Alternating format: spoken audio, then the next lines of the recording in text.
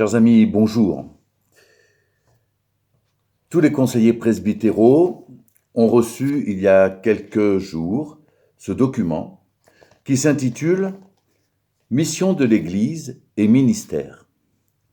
Ce document est un outil pour les conseils presbytéraux qui vont se mettre à réfléchir sur la mission de l'Église et quel ministère pour accomplir cette mission. Ces questions vont être les sujets des prochains synodes de notre Église protestante unie de France. On en parlera dans la région lors du synode de novembre, mais les débats continueront encore jusqu'en 2022. Pourquoi je vous parle de ce sujet ? C'est que, à mon avis, c'est une occasion formidable pour chacun de vous, que vous soyez conseiller ou que vous soyez impliqué dans votre église locale, de dire à voix haute ce que souvent on pense tout bas sur la vie de l'église. « Oh, il faudrait mieux faire comme ça.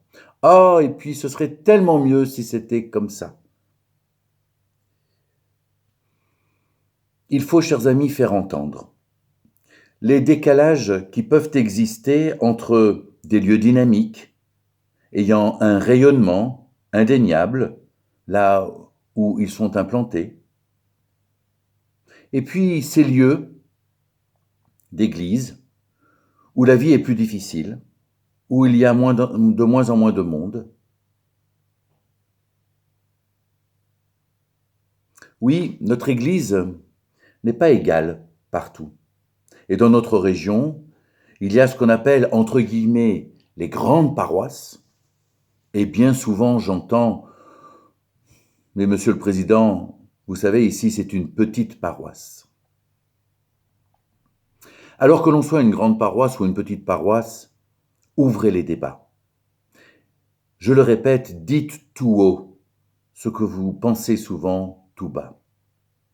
Dites votre vision de l'Église. Dites pourquoi vous allez à l'Église. Qu'est-ce que vous venez y chercher? Qu'est-ce que vous y venez y trouver?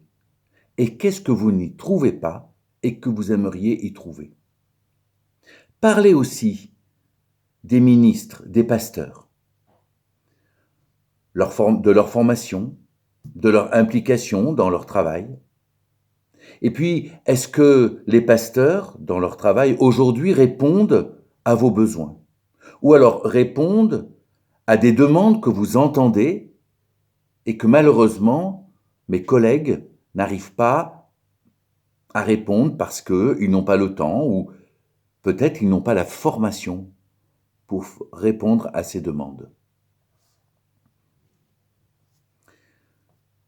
Notre Église a essentiellement des pasteurs comme salariés et puis aussi un petit peu de personnel pour du secrétariat, pour de la comptabilité. Mais c'est surtout les pasteurs que vous connaissez. Et pourtant, dans la Bible, l'apôtre Paul nous parle en particulier des diacres qui sont installés, des visiteurs des malades, de ceux qui sont responsables du service des repas. Dans notre Église, on a peu de personnes qui sont comme ça destinataires d'une mission spéciale. Et pourtant, dans les débats qui vont avoir lieu, dites aussi ces ministères qui, à votre avis, manquent à notre Église. C'est important de faire remonter toutes ces données. C'est important que ceux qui décident de la vie de l'Église, de ce que l'on demande aussi aux facultés de théologie, entendent votre parole. J'ai l'impression, lorsque je me promène dans les paroisses ou lorsque je participe à des conseils presbytéraux et que je parle de changement dans l'Église, oui, j'ai l'impression que, pour certains, oser exprimer un changement ou des changements équivaut à changer l'âme de notre foi, l'âme de notre Église. Je pense qu'il y a erreur. Le monde change, la société change. Pourquoi l'Église ne changerait pas?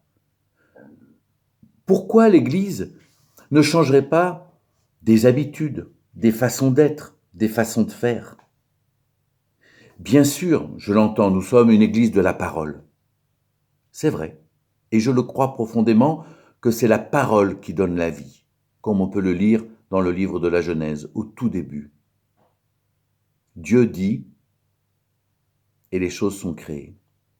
Mais aujourd'hui, le dire ne se fait pas uniquement que par ma bouche, la bouche.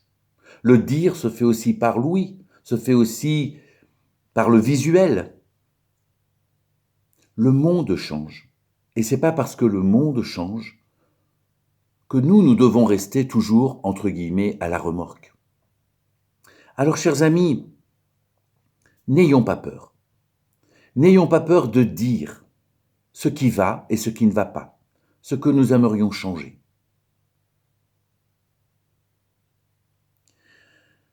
Si je vous dis ce message pour ce mois de mars, ce n'est pas pour vous faire peur, mais c'est parce que vous allez avoir vos assemblées générales. Et au cours de vos assemblées générales, exprimez aussi vos désirs et vos souhaits. Le conseil régional est à vos côtés. J'essaye le plus possible d'être à vos côtés, de vous écouter, de vous entendre. Je crois qu'il n'y a pas de fatalité. Je crois qu'il y a une vie de réflexion à mettre en place et ensuite se remonter les manches pour que le travail se fasse et que nous trouvions des solutions pour que l'Évangile soit partagé à plus de monde possible. Cette bonne nouvelle, je le répète, n'est pas réservée à une élite, réservée à ceux qui viennent dans nos temples pour faire comme nous voudrions qu'ils fassent. L'Évangile est pour tous.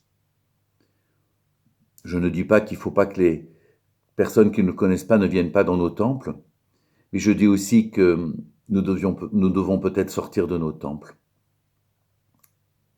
et oser une parole. Que notre Dieu vous accompagne dans l'organisation de vos assemblées générales et dans le vécu de vos assemblées générales. Que le Seigneur vous bénisse et vous garde. À bientôt.